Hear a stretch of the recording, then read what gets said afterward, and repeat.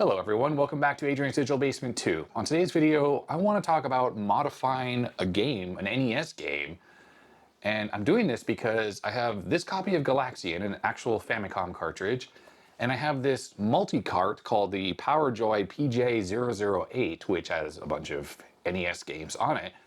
And oddly enough, the copy of Galaxian that's on this multi-cart is different than the one that's on here, well, in an interesting way. I want to first demonstrate that, so we're going to start with the original copy of Galaxian. I have it in the Famiclone here, the retro Famigame system, so it's 100% accurate and everything. Now, if we play this game, it's gonna behave exactly like you would expect. So no auto fire, use the A button to shoot, and there you go. I don't know, it's Galaxian. All pretty standard stuff, hitting reset. We have the blue Galaxian logo, 2 players. 1984 was, I guess, when this was released, only in Japan, never North America. And 79 is the original Namco arcade game. Okay, so if we switch over to the PowerJoy PJ008, which a viewer sent in with a little kind of Nintendo 64 looking controller or Famiclone game thing, was kind of an NES on a chip thing. Bunch of games on here, I've showed this before on the channel, but we have 42 Galaxians, plural, even though the game is just called Galaxian, the original game. If we start this, okay, well, the logo is red, so that's different. The palette's looking a little different. And if we start the game, auto fire, and notice how much more quickly the shooting is. Now, the thing is, of course, is that this is clearly modified in some way, and people would think it's cheating. But I have to say, having never really been a player of the original game much, this faster version is so much more enjoyable to play than the original one that's on here. Just because the slowness of the bullets obviously was designed by the game designers on purpose to be that way, but I really prefer this faster version. So I have one of these EverDrive cartridges, allows you to use an SD card to play NES games, and I thought it would be really cool to have a copy of this modified version on here so I could play either one on demand without having to use the PowerJoy cartridge and navigate through the menus. But this is where things got kind of strange. So I had the bright idea to do a little Googling, and I actually found the dump of this PowerJoy cartridge. And the person who dumped it also broke out all of the individual ROM files. And if we take a look here, somewhere in here is the Galaxians with the plural. There it is, 25 kilobyte. Yeah, this is an old game, so it doesn't use a mapper, right? It just takes up the 32K of normal ROM space in an NES to run. Well, even less than that, actually, because it's 25K. So I fired up Messen, a really good emulator for, well, testing things out. It supports all the various mappers. This particular multi-cart uses a mapper that my EverDrive cartridge doesn't support. But this completely works. If we run Galaxians, just like on the actual NES itself, there's the game. It's running, it had the red intro, and it has the fast firing and everything like that. So it's working just like it was on the NES. I thought, okay, awesome. But this is where things got kind of strange. If we go find Galaxians, game 42, and we run this, well, wait a second. It's got the blue logo, and we start the game, no auto fire, and it's really slow. So what's different here? I just don't get it. Now, luckily, Messen has absolutely incredible debugging capabilities, and I thought that, well, I should be able to get to the bottom of exactly what's going on. So let's first check out the memory viewer. Now, this thing lets you actually see the entire CPU memory space. Now, remember 6502, you have 65K of memory space. There's a memory map on the NES that has stuff like PPU memory, has system RAM, which is like, I think, 1 or 2K or whatever it is.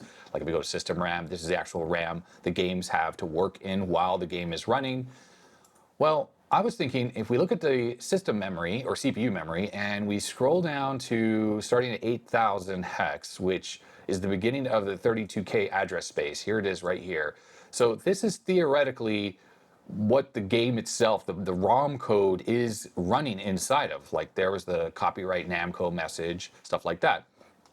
Well, I thought maybe there was a slight difference between, well, actually I didn't know what to think, but I was thinking that maybe this version that was dumped was somehow different, or maybe they just didn't take this from the multicart itself. They just took the copy that was floating around on the internet for Galaxian and put that as this file.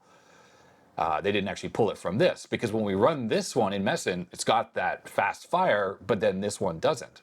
So what I ended up doing is I saved all of the ROM content from 8000 all the way to the end of address space, which is down here, all Fs, right? So this is what is actually, so this is actually the ROM code itself. And right now in Messen, remember I have this dump loaded. I don't have the one from the multicart. So I saved this. And then what I did is I just loaded up the full version, which I have to resume the game. And I started the game, so Galaxian. Okay, so here's the modified version. And then I did that same process again. I saved all of the memory space that's currently running in memory, because what the mapper of this thing does, by the way, this multicart, is when you start a game, especially like this one, is it just loads it into the same memory space as the original cartridge. So I saved all of the space again from 8000 all the way to FFFF, and I saved these to a text file, and I used the diff command to check for any differences between them. That would highlight any bytes that are different between the two dumps from the multicart version that's running faster. Even the demo runs faster here, you see this? And the version that was dumped here.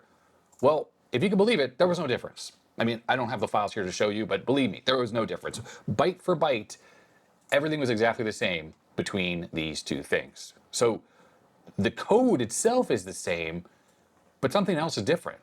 The only other thing that really could be possible is if we look at system RAM, and let's load up the original game. Okay, so here's the original game, and here is all the system memory. Now, the red here just shows that it initialized all this memory with stuff, and I think blue means what? Reads, red is write. So this is all the stuff that's happening while the game is actually running. And you can see here, if we start the game, yeah, we have the blue logo, we have the slow version. Okay, so I thought, well, maybe something's different in here, and it's quite possible that the mapper, the thing that's in this multicart, when we load this and we start the game, actually changes something into memory once the game starts. Or maybe does like a Game Genie thing and like alters the code slightly or something. Because clearly there's something different between these two versions, but I just don't see what it is. So what I ended up doing is I reset the system, I hit resume, I loaded the game, so Galaxian, and then I quickly hit pause. I selected and saved all of the RAM into a text file, and then I just did exactly the same thing, and I loaded up the version here. Let's resume the game, let it kind of start a little bit. So this is the one with the blue logo. Same thing again, copied and saved all of the RAM into a text file so we can compare the differences. Then these are the two text files right here. And obviously I know there's going to be some differences because a lot of the stuff that's in here has to do with like timing as the game is running, the star field is in the background, stuff like that. But usually at the top of these files up here, like in the 0 page area, are going to be things that relate to things that are frequently accessed. And I thought up here, it might be something that we can see a difference of. So I just fired up a diff command, and actually you can see this diff up here, Galaxian patched versus original. That was when I was running just the ROM code through here, and you see it just returned nothing. But then I just resaved the system RAM, which is these two files right here, on top of the same file names, and then I ran the diff, and these are all the differences. So it's not a whole ton of differences, but there are some. Right at the front here, we can see that the first file, the patched one, has a 01 written into that byte right at the beginning of the file, and the second one has a 00 written into the file. And then there are some other slight differences here, right? Like these are all the same bytes, but there's a couple things here. So let's just start looking at what these differences are exactly. So here we are running the original stock game. And what's really cool is we are able to see and alter all the memory while the game is actually running. Well, that diff byte that was indicated was a 01 in the patched version is this byte right here. It's 1A. Well, let's just change that to 1 while the game is running here and hit start, see what happens. Okay, I have the sound turned down. Would you look at that? It's running fast now. Now, of course, if we hit reset, it goes back to original, or it goes back to the way it was, it looks like. Yep, see the logo was blue and now it's slow again. But if I just hit pause, and that byte is now 0000 again. Let's change it to 01. Let's see if it changes anything while the game is running. Yeah, look, that's it. That byte makes it fast. So that means there's actually something in the code itself that, well, initializes that RAM value to 0, 0, but then also checks it while the game is running to see if you have auto fire and fast fire enabled. So that's our key. Luckily, it was the very first thing in the diff file that actually points to the difference. So we'll just pause the game here, so the execution is paused, and we're going to open up the debugger itself, which is actually going to disassemble the whole game. And Messen's debugging tool is freaking awesome. Absolutely freaking awesome. And the reason why it's so handy is look, when you hover over any of the instructions, it even tells you what it is. It shows you what the bytecodes are, shows you how many cycles it takes. It is so helpful to see all the code that's actually running in the game. Now, I'm kind of a noob when it comes to 6502 assembly. I know a little bit about how it works, but you know, I'm no expert. But I do know that what we can do is we can look for any accesses to that memory location 1A. And here's one: compare Y register to memory location 1A. This must be part of the code that's checking the value of that, and then obviously what this does is it sets the 0 or a 0 flag, I think, and then branch if not equal. So this is then checking the 0 flag and will branch if it is set versus not being set. So when this is set to 0, 1, that executes a different amount of code. But nothing here is actually changing the value of memory, right? We're looking for what's initializing that memory, because I want to be able to change this ROM so that every time I start it up, that memory location is always going to be 0, 1. I don't want to get initialized as 0, 0. I want it to be initialized as 0, 1. And the reason why is you could do two things. You can create a Game Genie code. Now, Game Genie codes can't change RAM, but they can change the ROM code. So we need to find in the ROM code what exactly is changing its value. But also, that means if I just alter or patch the ROM file itself, like the one on the disk here, where I lost it here, this one, if we patch this Galaxian's file, then that means anytime I load it, it's automatically going to have this patch already applied. Okay, so let's go back here and we'll keep looking for anything that's talking about this memory location 1A, since we know that's the relevant one. That's not one, because this is just, this is showing the result of this load A instruction, so that's unrelated. Here's another compare against memory location hash $1A, so that's also not setting that up, that's just using that value. Aha, look at this. So what's happening is this piece of code here, all the way at the very top of address space, it loads 0 into the A register, that's this instruction, and then it's storing the value of the A register into memory location 1A. Now, it's showing 0, 1 here because the code is actually, or the memory is modified. So in fact, if we just completely power cycle this whole thing like this, and let's let it execute a little bit. So we have the blue screen and everything. Now when we look at this, okay, well, we got to find that again. So let's find that code. Oops, there it was. Okay, there it is. Now it's showing 0, 0, because what it was doing is it was showing what the result of this instruction was. Well, because I had altered the memory by just typing it over this little value here, that's why it was showing 0, 1. But right now, this is showing the actual outcome of the stock unmodified code. It loads 0, 0 into the register A and then stores that in that memory value. And obviously at that point it jumps to somewhere else. Like you can click here that, you know, the rest of the game is now starting to execute. This is like gonna go set up all the stuff like PPU, whatever. So this is awesome. This is what's setting up that value at 0, 0, which sets the game into the normal state, you know, the normal not cheat mode. But I want this to be in the cheat mode. Well, it's very easy with Messen to just modify the code, because when the game is paused, you can edit the selected code. We'll just change this to 0, 1. And what that's going to do is literally alter the ROM code. And now if we reset the console and we resume, look at that. A red freaking logo. And I bet you if I hit start, it's going to be fast mode. Yep, there it is. It's running in fast mode. And if we go to the memory viewer, we can see that that memory is already set up as 0, 1, even though I didn't do that, and I did a power cycle. And when you do a power cycle, it completely erases the memory and starts from scratch. You know, it loads the ROM code. So at this point, the ROM is actually patched. This change I made, just that one instruction, is all it took to alter the ROM. Now for a Game Genie code, you can see the 2 bytes that make up the LDA 01, and it's A901. Well, originally it would have been A900, because that's, remember, this was loading 00. Well, luckily you can make Game Genie codes pretty easily. So what we are trying to alter is, we're trying to alter FF FFF3, the second byte of this instruction, FFF3, and the value we want to change it to is 0, 1, and the original value is 0, 0.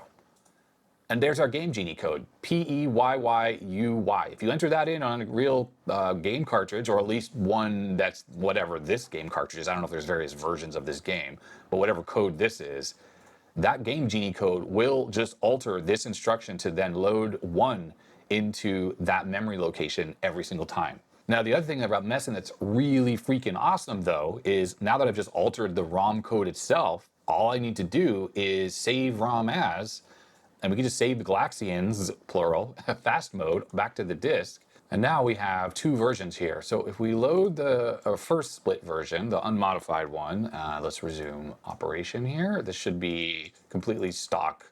Yep, blue logo. It's going to be slow. Yep, slow.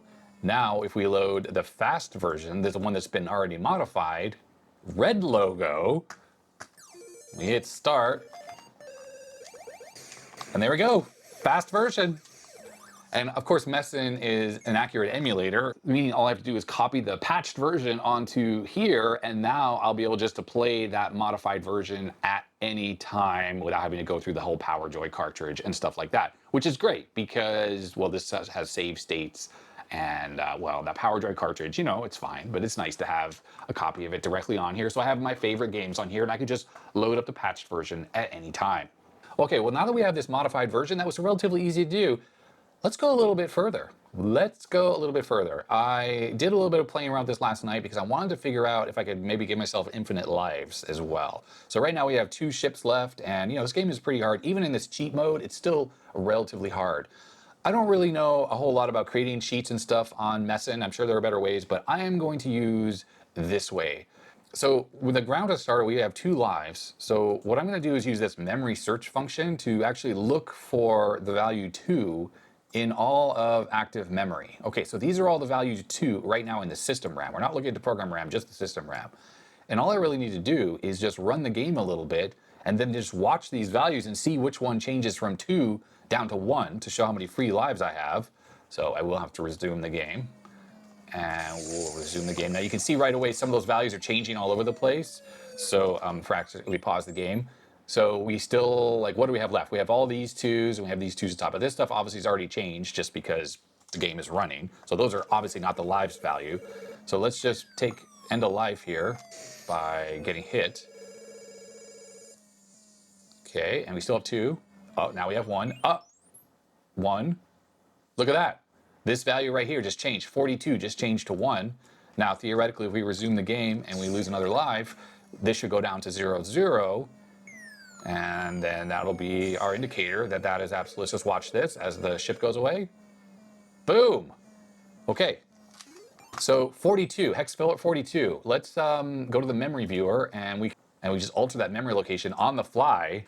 And I'll put in like 8 lives. And let's resume the game. Now, it doesn't show me having 8 lives, but I wouldn't be surprised if the game only checks that when it's restarting the level. So let's see what happens now. Oh, there we go. So it shows 3 ships, and if we look at that value, it's now 7. So it decremented that value. So without a doubt, 42 hex is representing the amount of ships we have left. Okay, so how do we cheat? Well, let's go back to the debugger. And we'll do that same thing again, where we're going to look for anything that's accessing 42. So I did the search for find all occurrences of $42, because we know that's the score value. Well, and we see a bunch of stuff happening here. So we have an increment, compares, store A. So let's just quickly look through these. I'm going to start at the end here, where I think, well, it looks like this is like initialization maybe. So it's like just initializing a bunch of stuff here. So this is decrementing. So when this runs, it's taking the value of 42 and it's lowering it by 1. Now, currently the game is not initialized. See, it's just sitting here at the screen. So if we actually start the game, I have to resume it. We should be able to see this in operation. Okay, so we have 3 lives right now, and now we have 2. I think the debugger doesn't necessarily refresh. Let's pause and restart. And let's take a look at this value again. Yeah, there we go. Okay, so the decrement is now 2. I think, I don't know, this is just showing what the memory location is of 42, but obviously once this runs, this will go down to 1, obviously when you lose a life. Now there's, let's see, we have a load instruction as well. So, okay, here, look at this. So what this is doing is loading A with 3, and then it stores that value into 42, which I assume if we pause this, oh shoot, okay, that went away. Let's go back to there. So I assume if we alter this code here and we change this to, let's say 2, what this will have the effect of doing if we restart the game, let's reset the game entirely. I think it's going to start us with only 2 lives. So that's not exactly what we want. Yeah, look, we have 2 lives. We'll go down to 1 once the game starts. Okay, so we're on the right track, right? We're on the right track. So this is setting up the initialization of the game, of the number of lives you have when the game starts. But the reality is if we want to have this give us infinite lives, then we need to probably look at this decrement statement here, where it's decrementing the value of there probably when you die. This routine is probably handling when you end the life. Well, one thing we can do is we could change this to increment. So every time you die, you gain a life, but that's not really useful because that could overflow. If you die enough times, you could run out of lives. So maybe the right thing to do, go back to there, is we're going to change this instead of decrement 42. And remember, this takes up 2 bytes. There are 2 bytes, C642. We can change it to nop nop, which is still 2 bytes, EA. It just means no instruction. So if we hit that, so there we go, that's gone. It didn't change the size of the ROM. You can't just alter the size. You can't like add extra bytes or remove bytes because there's a bunch of things that jump to fixed locations and those are all going to break. So we had to take all those 2 bytes and put two other bytes in there, and we did that with a nop nop. Well, now if we resume the game and we reset the game, we should start with 2 lives now because we altered that other code, but we should also never lose a life either. So let's just, I don't know why I'm shooting. I'm trying to, come on, hello. Got a target practice, there we go. So watch this, we should not lose a life. There we go, we did not lose a life. So that was all we needed to do to modify this game. And at this point, well, I'm running on the unmodified version of the Galaxian, so the fast mod is undone. And we could fix that by just altering the end here. Let's see, here it is. Remember, it was this one. So we got to edit selected code. We're going to load 1 into there. That's going to apply the auto, fire, and fast stuff. And now we're just going to save the ROM again as fast unlimited. And now we can load fast and unlimited. And we got to resume the console. There it is. We're in fast fire mode. We're starting with 2 lives because I made that other change as well. And we'll just, yeah, let's end the life. Make sure we're having unlimited lives. Boom. There it is. It works. That was it. And copied them onto my multicart, which I have done. Let's give this a try on the real console. Okay, so in with the multicart, power that on, turn on the monitor again. Okay, I have it here. Galaxian, the normal version, the fast version, and the infinite lives version. So these are all the ones that were extracted from the PowerJoy cartridge. So we'll just try the normal one first, just so you can see that it's, yep, the standard affair. It's gonna be slow. We have 3 lives down to 2, you know, blah, blah, blah. Definitely if we end a life, that will take a life away. We'll just run the fast version, which has just that load instruction modified. There it is, it's the red version. Now this is a cheat or whatever that's written into the code of the game, which is hilarious. So this is there. I don't know if there's like a secret way to turn this on or not, but if we will go from 2 down to 1 because this is not the infinite live hacked version. Yeah, there we go, we're down to 1. But yeah, that fast mode cheat is built into the game. So I don't know if there's a way to like access that or something, or maybe that was for development purposes and they just never took the code out, but someone figured it out, whoever made this PowerJoy cartridge, and well, there we go. Okay, so this is the one that's modified for fast and infinite lives. Remember, this is gonna start with 2, or actually, this is not the exact copy we just modified. I modified this last night. So this does start with 3 lives. It is fast, and it will also have infinite lives. It should have infinite lives. There it is, we still have 3. So there we go. That's what I wanted to show, that using Messen, it's quite possible, even for someone like me who doesn't really know how this stuff works, to modify these games to figure out like what memory values are changing and alter the code so that you can apply cheats. Now, the funny thing is, this fast mode auto fire thing, I never saw any Game Genie codes for this. Although now I think about it, I remember looking for Game Genie codes for this game, for this original Famicom one. I did find one that said auto fire. It didn't say fast, but it said auto fire. In fact, just for fun, I found another version of Galaxian. This is not from the RIP, and maybe this one is different. Everything looks the same. Let's change 1A. Let's see if 1A makes the change. No. Interesting. So this version is different. Let's reset at the console here. So initialize to 0, 0. So I'm changing 1A. So 1A is now 1. We start this. And we're not in fast mode. So something is definitely different here. Okay, well, there you go. Just so you know, not every version of this game is the same. In fact, yeah, look at the end here. That little snippet of code is not there. Aha, very interesting indeed. Oh, okay, so anyways, that NES file I downloaded is different than the one that's on here. This one is obviously patched to have that hack in there, I guess, or someone who knows more about assembly can figure out if the original one has some of that code in there or what exactly is going on. But it was kind of cool to be able to figure out exactly why the dumped version of this, that one game, wasn't running in fast mode when it did on the real cartridge. And well, now I made a patched version that I can play anytime on the multicart.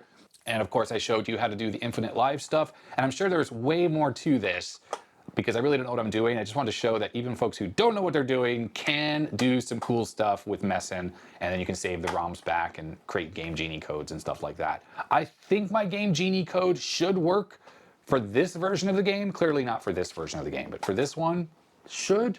So I hope they found this interesting because I know I did, and that's why I wanted to make a video about it. If you enjoyed it, thumbs up. If you didn't, you know what to do. You thanks my supporters, and I'm going to the names on the side of the screen, all the usual YouTube stuff. And that is going to be that. So stay healthy, stay safe, and I'll see you next time. Bye.